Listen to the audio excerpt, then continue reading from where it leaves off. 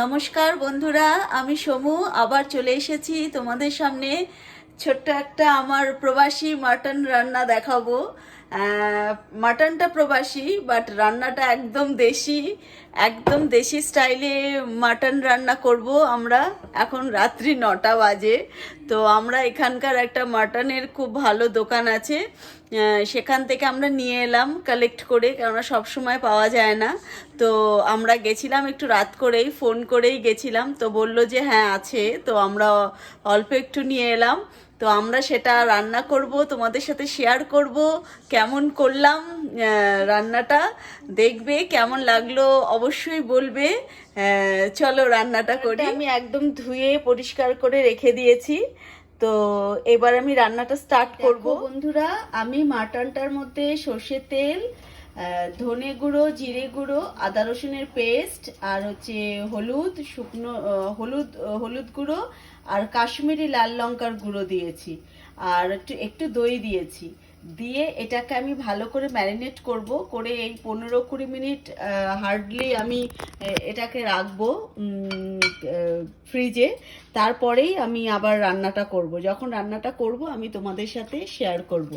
এই হচ্ছে আমি ম্যারিনেট করছি। দই দিয়েছি, সর্ষের তেল দিয়েছি, আর হচ্ছে আদা রসুনের পেস্ট দিয়েছি, জিরে গুঁড়ো, ধনে গুঁড়ো, আর একটু কাশ্মীরি লঙ্কার গুঁড়ো দিয়েছি। বন্ধুরা দেখো, আমি যেটা দিয়ে ম্যারিনেট করেছিলাম তারপরে জাস্ট একটুখানি 1.5 চামচের মতো আমি মাটন মশলা দিয়েছি, আর কিচ্ছু দিইনি, শুধু মাটন মশলা 1.5 চামচের মতো। বন্ধুরা, এখানে 2 পাউন্ডের মতো মাটন আছে। 2 পাউন্ড মোটামুটি 1 কিলো হয় আমাদের ইন্ডিয়ার হিসেব মতো, মানে যেটা আমরা কেজিতে হিসেব করি সেটা মোটামুটি 1 কিলো 1 কেজি হয়। 2 পাউন্ড আছে এখানে পাউন্ডে বিক্রি হয়। তো এই আমার ম্যারিনেট করা শেষ। এবার আমি এটাকে 15 মিনিটের জন্য এটাকে আমি ফ্রিজে রেখে দেব। একটু ফ্রিজে রাখলে মাটনটা খুব ভালো ম্যারিনেট হয়ে যাবে, তারপর আমি রান্না করব। এই দেখো বন্ধুরা, আমি আলু ফ্রাই করছি, কেননা মাটনে আমাদের আলু না থাকলে আমাদের ভালো লাগে না। একদম পিওর বাঙালিরা যেরকম খায় আমরা ঠিক সেরকমই খাই, ওরকমই খেয়েই বড় হয়েছি। তো আমরা একটু আলু দেব, তো আলুটা একটু ফ্রাই করে নিচ্ছি, কেননা আমার কাছে খুব বেশি বড় প্রেসার কুকার নেই।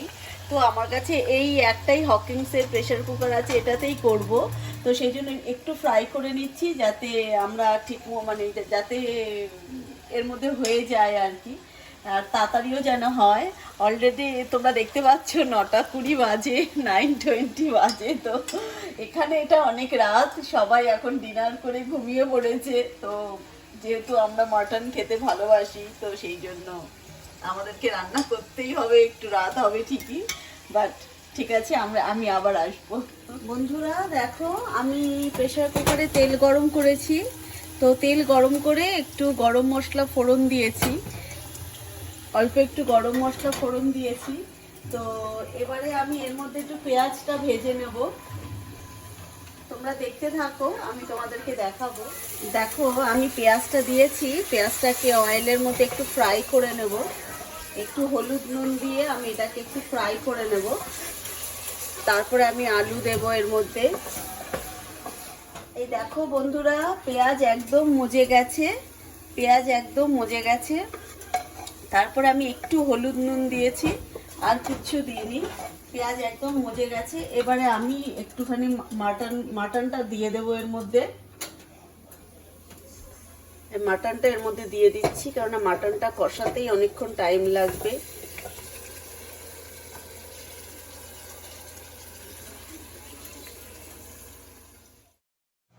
দেখো বন্ধুরা, আমি অনেকক্ষণ ধরে কষাচ্ছি মাটনটাকে। কষিয়ে রংটা তো বেশ ভালোই এসছে মনে হচ্ছে। তো আমি খুব একটা পাকাপোক্ত নই, শুধু করি, শখে রান্না করি, ভালো লাগে খেতে, তাই জন্য এখানে একদম একা, তাই করতে হয়। তো অনেকক্ষণ কষিয়েছি। এবারে আমি একটু জল দেব, দিয়ে এটাকে আমি একটু বসাবো। এটা কষানো অনেক, পুরো তেল বেরিয়ে গেছে। তো এবারে আমি একটুখানি জল দেব, জল দিয়ে এটাকে আমি রান্নাটা করব, কুকিংটা করব। বন্ধুরা, মাংস আমি অনেকক্ষণ কষিয়েছি, একটু আগেও তোমাদেরকে দেখিয়েছি, কিন্তু তারপরেও আমি একটু একটু একটু একটু করে জল দিয়ে দিয়ে এই পুরো মাংসটা কষিয়েছি।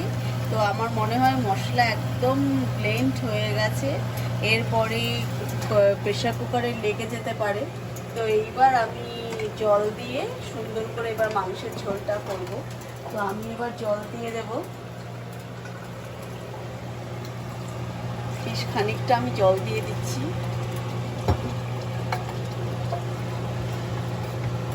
এবার আমি এটাকে একটু লো আছে, একটুখানি এটাকে আমি প্রেসারে বসাবো।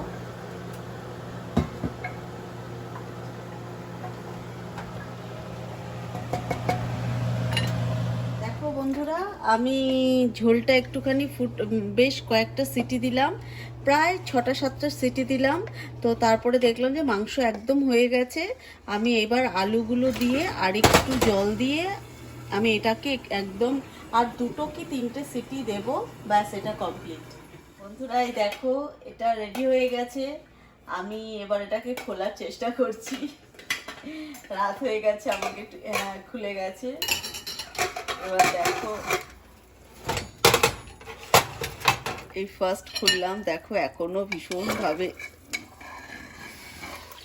গপ গপ করে ফুটছে। এইবার ভালো লাগছে, দেখো উরি বাবারে ভীষণ। এই দেখো ঝোল।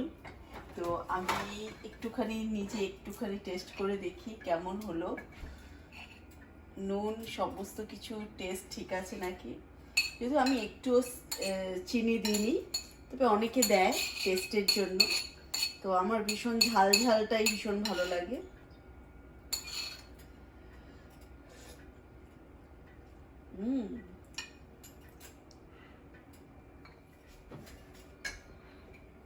দেখো বন্ধুরা, আমি একটুখানি মাটন খাওয়ার চেষ্টা করছি। খুব গরম, প্রচণ্ড গরম,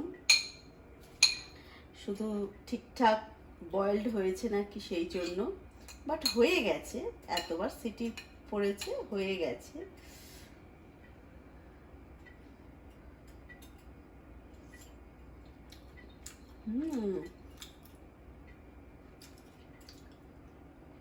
খুব ভালো হয়েছে, খুব ভালো হয়েছে, ভীষণ সুন্দর হয়েছে।